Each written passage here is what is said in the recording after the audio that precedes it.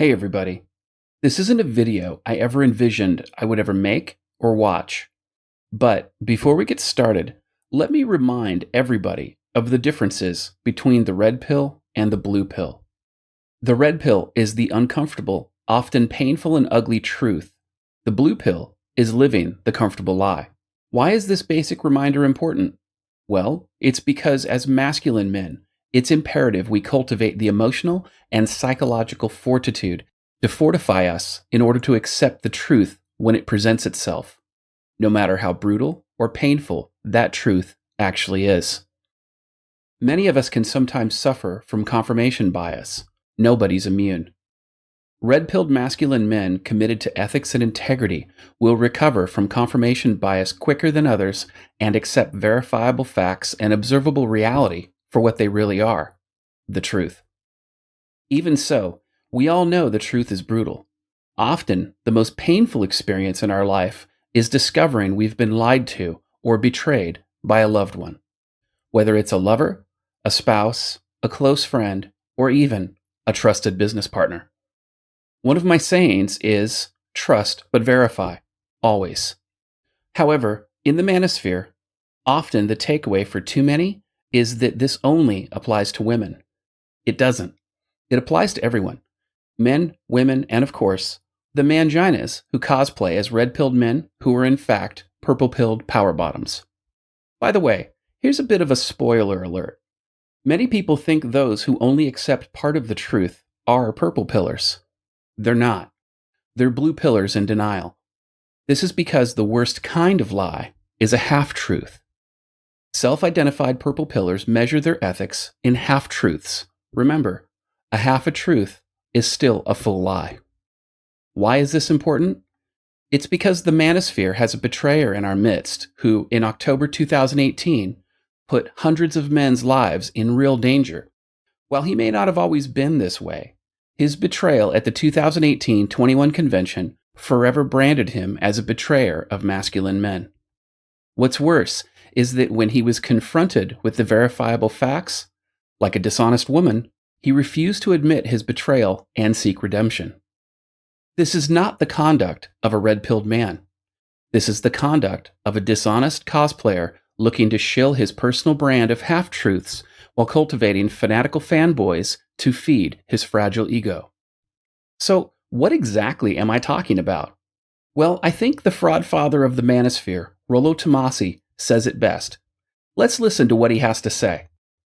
All right, yeah. The Good Man Project are basically what I call Vichy males. If you don't know what the word Vichy means, look up the Vichy French from World War II. They are the French that collaborated with the Nazis when they invaded their country.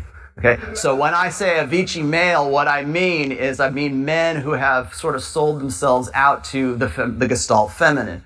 So people, it's a convenient term, but that's what I mean when I'm talking about that. These are the guys who are the male feminists who are going to eventually have Me Too allegations thrown at them. Okay, so we've heard it from him himself, Vichy male.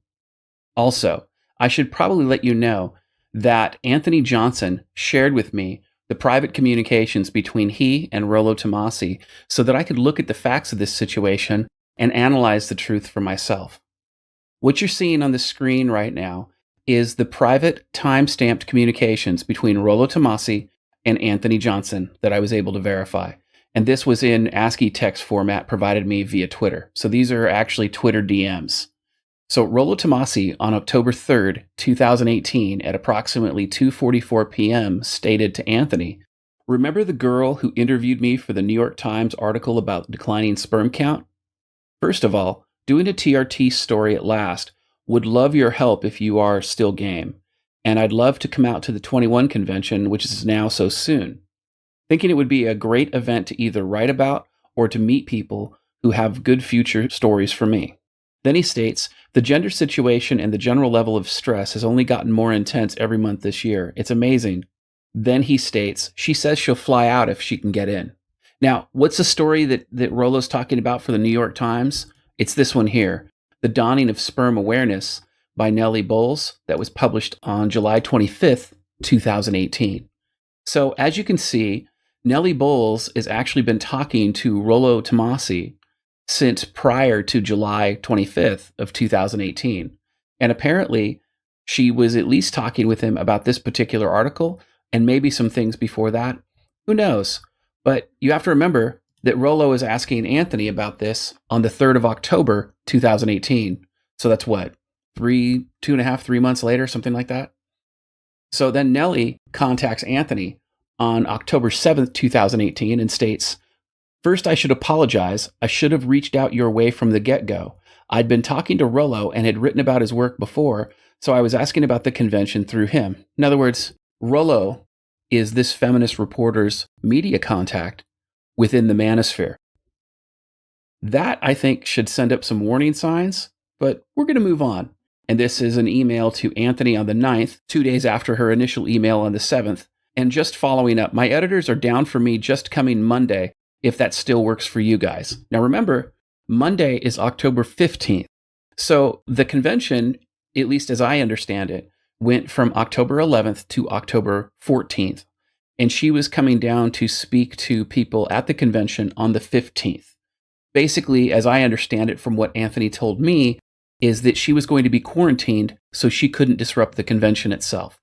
Now, with that said, Anthony publicly tweets, and this is on the 14th of October, the last day of the convention, "Looking forward to having Nellie Bowles from the New York Times talk with some of our 21Con speakers tomorrow after the Red Man Group Live."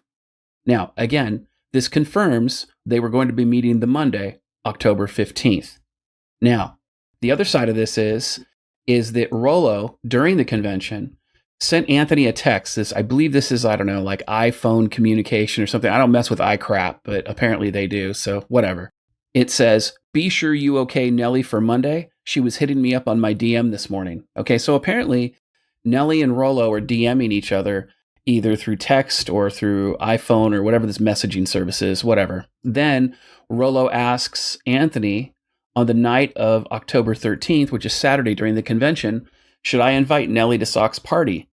And Anthony basically says no. Now, this is probably a joke, to be honest. I mean, I think he was just kind of being sarcastic here, so let's kind of give him the benefit of the doubt. I mean, in many things, Rollo seems to have opposable thumbs, so I don't think he was serious, but who knows? Maybe he was going to see how far he gets, you know? He was going to try his game on Anthony or something. But again, I'll give him the benefit of the doubt and just assume he's joking, just, you know, because the truth is damning enough. All right, so this right here is a screenshot from the 21 speaker chat.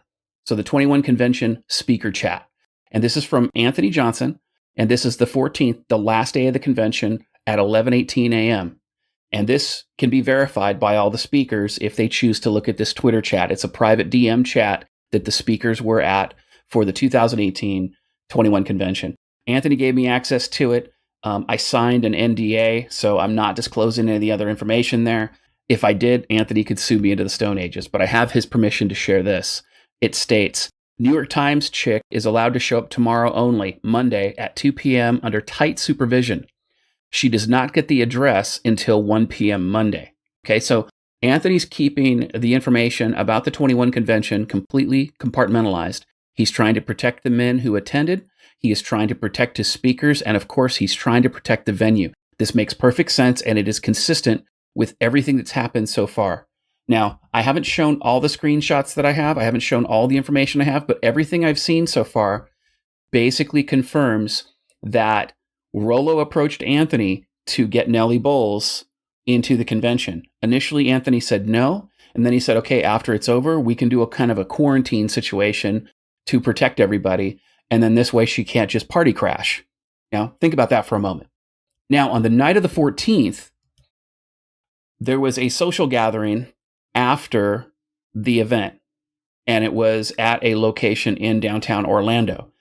Rollo reaches out to Anthony via this text message at 9:39 p.m. on Sunday and says, "Where's the party?"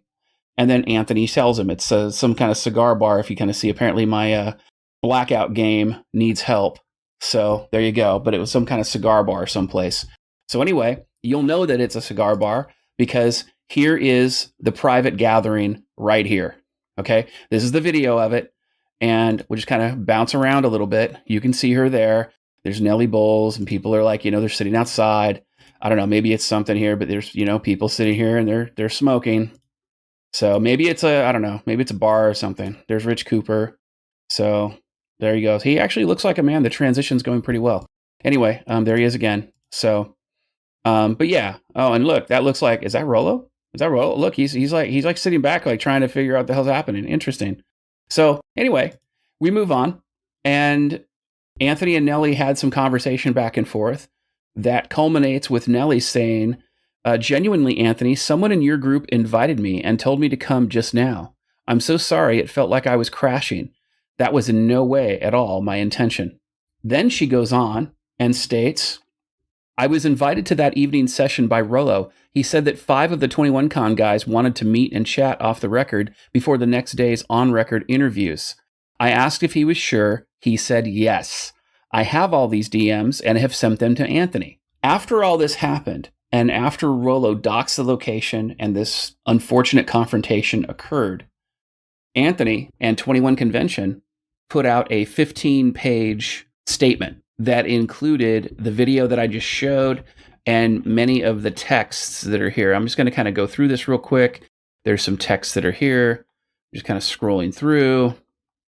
That way you can kind of see. This is on Scribd. This link will be in the description of the video. More text. Look at us. We're texting again. Lots of texts. And of course, look, you can reward your curiosity if you want to buy Scribd because, they got to shill themselves. But, whatever. And then we're going to move on. Now, the reason that this is important is because leftists have been attacking people for a while, and it's been getting more and more violent. This is Jeremy Hambly. He runs the YouTube channel, The Quartering. This guy doesn't threaten anybody, ever. However, he was assaulted at a bar one night after Gen Con, after somebody found out who he was. He needed 3 people to pull off of his attacker. Now, to Jeremy's credit, I've actually met him. The man's 6'5".